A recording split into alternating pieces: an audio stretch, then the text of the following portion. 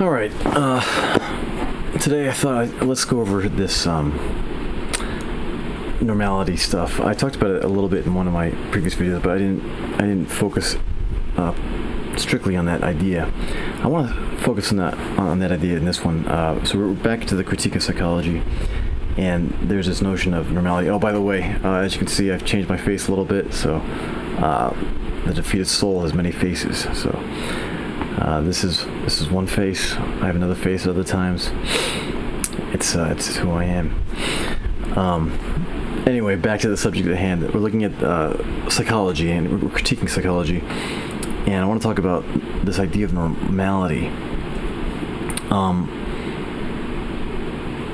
For some reason, there's a belief in psychology that normality can be our understanding of what is a disorder and what is not a disorder. It's part of the computation of what makes something a disorder. So like a deviation from the norm would be perhaps, I guess along with other things, a disorder.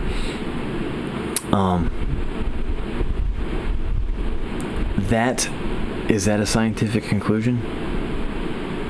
Is there a scientific experiment that tells you that something that deviates from the norm is a disorder? If not, then we're talking about someone's speculation here, someone's belief, or someone's opinion, right? So yet again, we come back to this notion. I mean, psychology is filled with all kinds of assumptions. And these are just someone's, I'm not sure whose, somebody's opinions and assumptions. It seems like the entire group of all of psychologists, I guess, would be the group of people who have these assumptions and beliefs. And the world is made to assume these things along with these psychologists. So yeah, let's consider for a moment this idea of norm. What is normal? Well, normal, I would say, has to do with the bell curve, right? So let's take a look at what a bell curve is. A bell curve is when, is essentially, you can look at most of human society, and it typically, it doesn't necessarily it's not necessarily universal, but at least it's been an observation that human beings tend to always fall on the spectrum that lies in the bell curve. And so you can see on the left, if you are below average, there's a very few people who are below average. If you are on the right, then you're above average. There are very few people who are above average.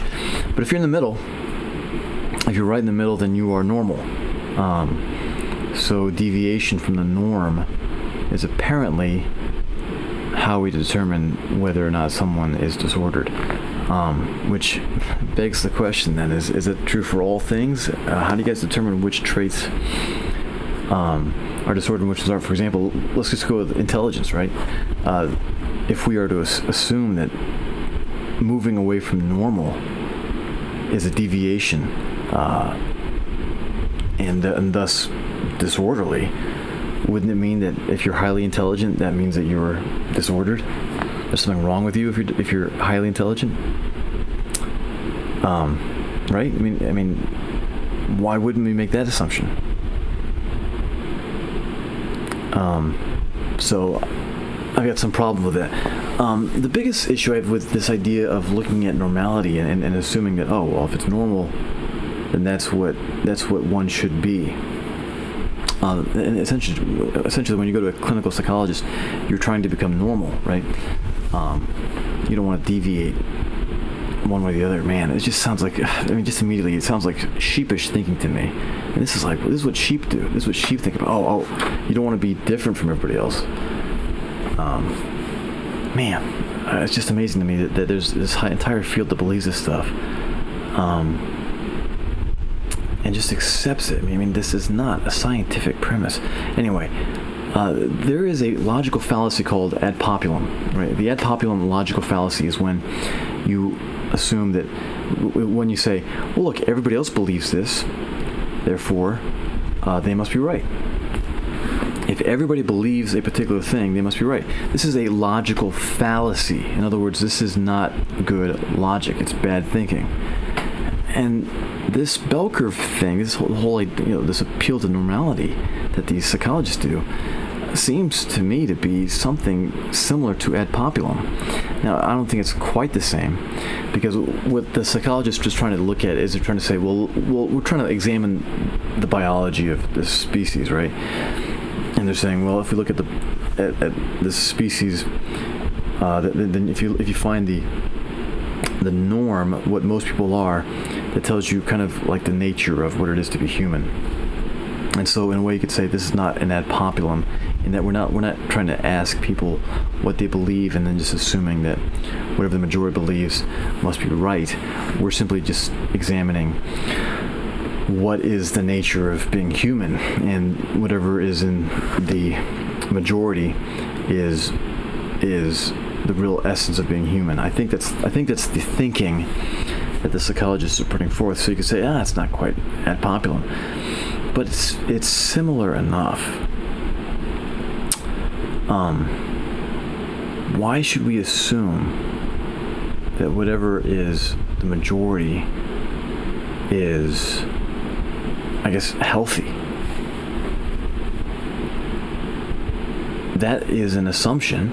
It's not a scientific assumption. It's just an assumption. Whatever is towards the middle is healthy. Again, I mean, let's go with the high intelligence thing, right? Like, so you're healthier if you're at 100 IQ, if you're average intelligence, but if you're super high intellectual, then you're unhealthy. I mean, shouldn't you want to be on the higher end of the spectrum? I mean, I feel like that's what the philosophers would say. Like Plato and Aristotle would always look to the best, right? The superlative. So the most virtuous, the most talented, the most, whatever. Virtue is a big thing for them. Wouldn't you want to be, whoever's the highest in virtue would be the most healthy, I would think. And so the average person would not be healthy. They'd be a deviation from the most virtuous. However, I think in psychology, I think they would view that as pathological, and I can see the argument, actually. It's kind of an interesting argument you can make. You can say that a person that is overly virtuous, everyone needs to have their vices, kind of thing, right? Like if you don't have at least some vice, then you're psychologically cracked. That could be true. I'm not actually against that particular view, but that's not, again, it's an assumption. I don't feel like it's been proved. I think there is a good argument to say that if you're on the higher end of the bell curve, maybe that is the better place to be. Perfection of nature, right? If someone is perfecting their nature on the higher end of the bell curve, obviously, if you're looking at neurosis versus depression, that's a bit different. But let's look at depression for a moment. There's an assumption that so the normal person gets depressed for a reasonable amount of time, but if the person is depressed for too long, I might say say this someone on the right end of that spectrum there. If someone's depressed for too long, well, they're deviating from normality, and therefore they are disordered. This is how they kind of determine that someone's clinically depressed, is that they deviate from this normality. Well, this is an assumption that, again, is not built on scientific. These are philosophical issues that are being put forth here. Let's say that someone is on the high end of depression. What if that person is on the high end because they're so, let's say, hyper-connected with truth and reality or something like that? Who's to say that person doesn't exist? And what if that person is actually, superior? Why do we presume that the person that experiences a deviation from the norm in regards to depression is in some way, let's use the word maladaptive. I'll say for a moment inferior. Obviously, that's not the word they would want to use, I don't think, in psychology, but that's essentially, I think, is what's being stated, is that this person is disabled in some regard. So why can't we make the claim the person is actually superior?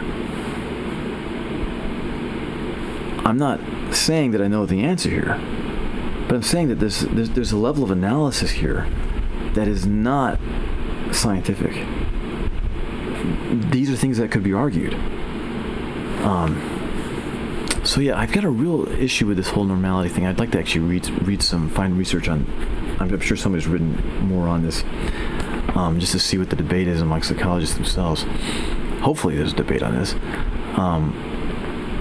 Yeah.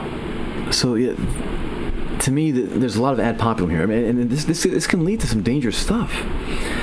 I mean, human beings, the normal, average human being, this idea that if you deviate from the norm, then there's something wrong with you. Like, that's the kind of stuff that, I think brainwashed societies believe. If you deviate from the norm, then there's something wrong with you. We got to classify you. In fact, the philosopher, I think it's Foucault, that pointed out that this is what society does with psychology, is that they create these categories where they want to claim you're disordered because it protects society from deviation from the norm. And I want to go into that later, in fact, because I actually think that this is the great danger of psychology. Is not only that as a field it has some issues within it, but its effect on society, that is a real terrifying problem. And I think it's manifesting quite a bit today. So yeah, psychologists will, if I remember right, they don't want to say that someone's bad or good, or they try to stay away from labels like that. So they create these different labels called normal and disordered. And it's like, well, this is not a claim of bad or good, because we can't make claims of bad or good because we're scientists, and science doesn't participate in bad or good. But we can make claims about normal and disordered. So I think it's like a cop-out. It's like a way of hiding what they're trying to do. What they're really trying to do is say something is good or bad. But to say, oh, well, we're just creating normality versus disordered,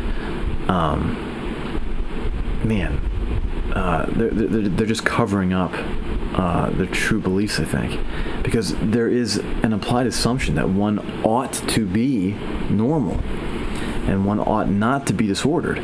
So there's a distinction again. You see, they're bringing in this oughtness to it. They're trying to say, well, we're just talking about what is normal, what is not normal. How do we know normal? Well, we can objectively define normal because it's mathematically shown through this graph.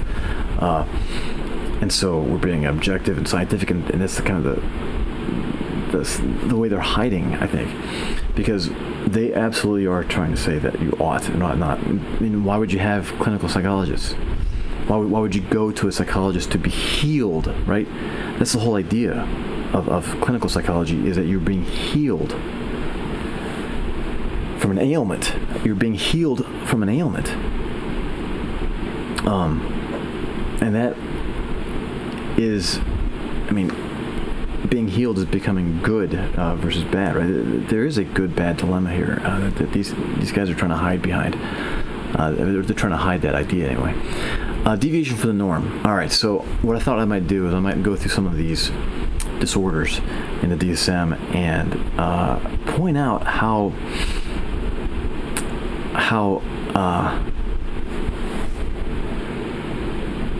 I guess I would say almost dangerous this stuff really is. So I guess I'll go over that in the next video.